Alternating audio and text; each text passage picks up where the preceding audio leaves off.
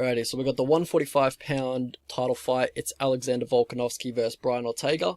So Volkanovski's at a perfect run in the UFC. He's 9-0. He's coming from a great camp. He has a good coach. He's got a 2.5 inch reach advantage over Brian Ortega. Brian Ortega is 2 inches taller. You know, generally Volkanovski has the reach advantage. He's got a very long reach for his height. He's got a good ape index, and that's always a good thing in MMA, in my opinion. Alright, so we'll break down the striking of these two.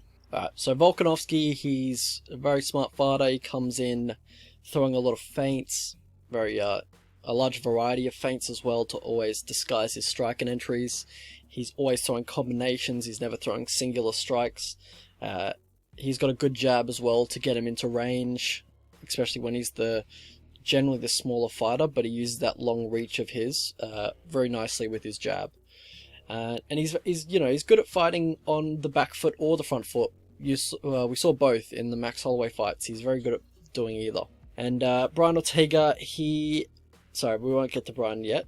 But yeah, Volkanovski has a very good leg kicks. He will circle to his left to kind of set up his opponent to walk onto, that leg kick.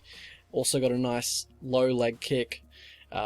And I think Brian, in that orthodox stance, is just going to kind of walk onto these leg kicks where, Volkanovski kind of manipulating the direction and the range this fight plays at.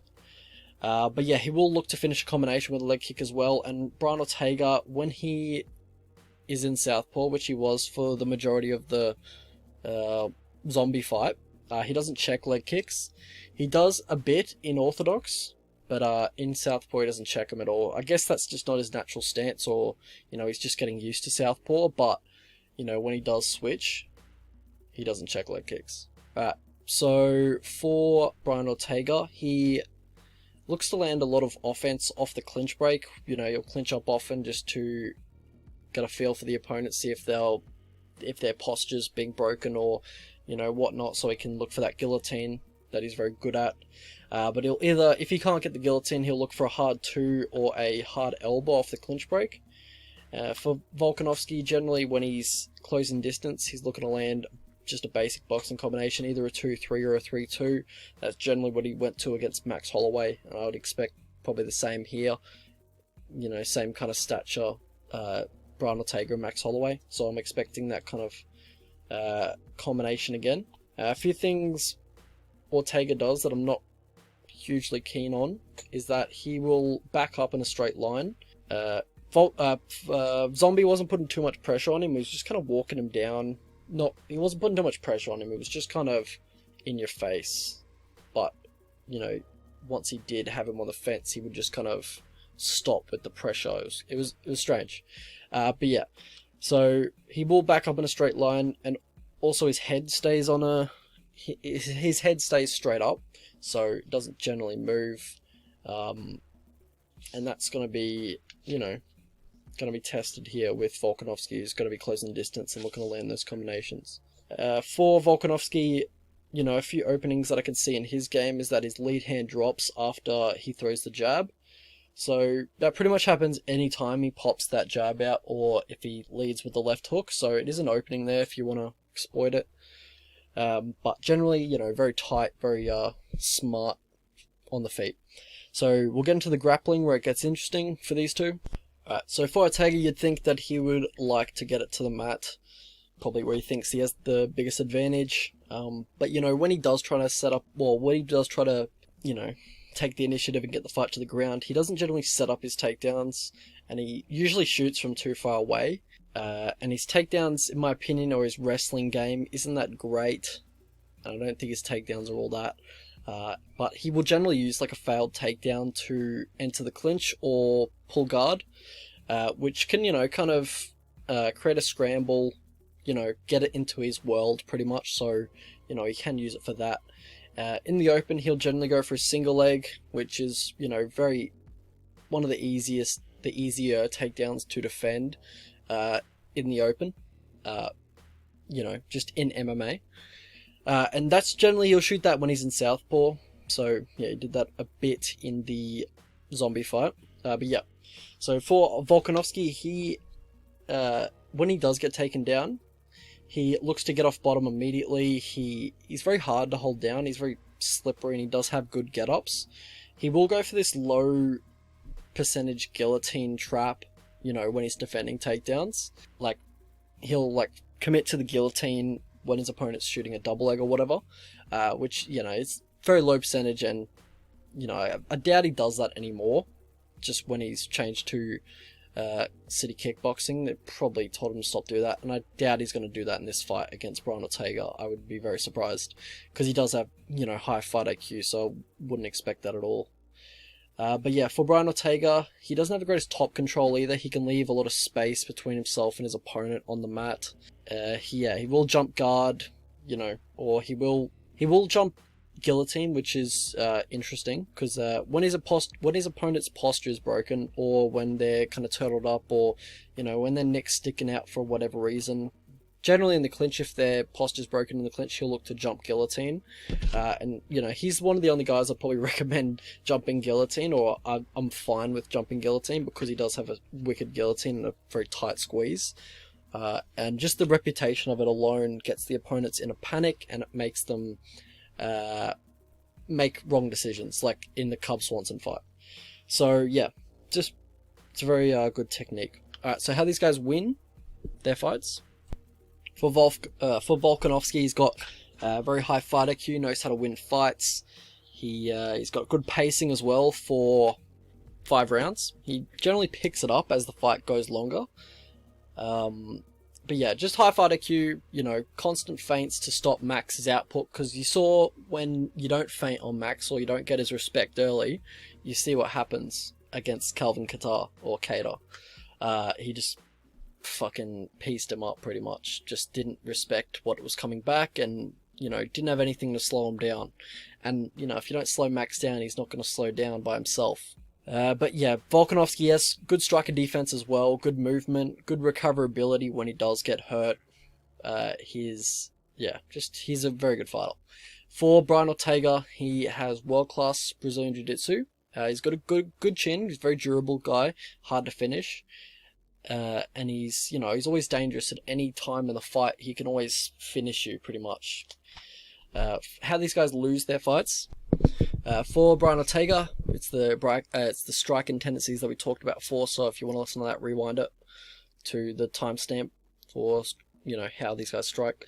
But yeah, he can fall behind on volume. He can kind of just get a little lazy on the feet. He doesn't have, you know, he has serviceable stand-up, but he can just fall behind on volume, and that's something Volkanovski is going to capitalize on greatly, because he understands where he is in a fight. He has good understanding of how the fight's playing out and where he sits in a fight. So yeah, I just see that happening. For Volkanovski and how he loses, like, you know, I had to kind of nitpick here, but he seems, you know, maybe a suspect chin. Like, he doesn't get hit clean often, but when he does, he seems to get dropped. I think Mendes dropped him, Holloway dropped him twice with good shots. So when he does get hit clean, he seems to hit the deck. But yeah, as I said, as good striking defense as there is, so he doesn't get hit very often, but when he does, hits the deck. So someone to look out for in the future. And yeah, definitely Brian Ortega could definitely test it here as well. Dude has some nice knees, nice elbows. So yeah, just got to watch out for that. So for the path to victory for Volkanovski, I'd like to see him put the pressure on, don't let him get that space that he wants, and that kind of takes away the body kicks, the jabs, the teeps of Brian Ortega if he's going to be in that southpaw stance as well. So yeah, just look to maybe go southpaw as well, just to mix it up and also take away the body kick of Ortega. But yeah, leg kicks when he switches to southpaw, or just, you know, what is Volkanovski's orthodox? Yeah, sorry, I couldn't remember if Volkanovski was orthodox or not. Takes fucking a month ago, so hundreds of fights since then, but orthodox, whatever. So yeah, use that lead leg kick if he's in southpaw. If he's in orthodox, just go for the leg kick straight up, outside calf kick. But if he's in orthodox, use that lead leg kick that, you know, you're very good at to damage the outside of that calf. But yeah, look for that outside foot battle if he's going to be in southpaw. You know, opens up the 2 to the body for you, also the left hook up top for yourself. But yeah, if you're going to be mixing in takedowns, do it very late in the round. Maybe like the last 10 seconds, just so, you know, you don't fall into that guillotine, because he is very sneaky with it. And he can lock it up on both sides. Generally, he does prefer to lock it up on the right side, I believe. There's one side that he prefers the guillotine to be locked up on more than the other. So I think it's the right side, the right arm that he looks to get under the chin. But yeah, just be cautious and just don't shoot unnecessarily. Alright, so for Brian Ortega, path to victory, look to pump out that jab, keep him at distance, but also rack up the numbers a little bit.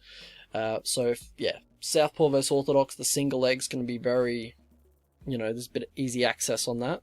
So yeah, if you're going to grab the single leg, run the pipe quickly. That's what I believe Mendez was hitting on Volkanovski, and he took him down like twice maybe, but he did have some success with that. But also, yeah, if Volkanovski's going to turn to get back to his feet pretty much immediately. So yeah, look to get the back body lock if he's going to be getting up, or just look to get the body lock just when he's in a scramble, pretty much, just for control, and then you can look for trip takedowns from there. Also the body kick in Southpaw versus Orthodox, spinning elbow as he closes distance, you know, potentially. That's the one he hit against the fucking zombie. So yeah, there's a potential for that, because, you know, Max did catch him a few times when he was coming in with that uppercut. So, you know, either the uppercut or the spinning elbow as he's closing distance. I don't think Ortega's going to throw the uppercut, because I don't think I've ever seen him throw one, but did he? No, he finished Frank Yeager like that, but that was, you know, pretty much a wounded gazelle in front of him. So yeah, I'm not sure if he's going to throw the uppercut, because he doesn't generally throw that technique, but, you know, could be good to look into. Also the high kicks in Orthodox, just over that lead arm of Volkanovski, which I was saying drops drops pretty much every time he throws a jab.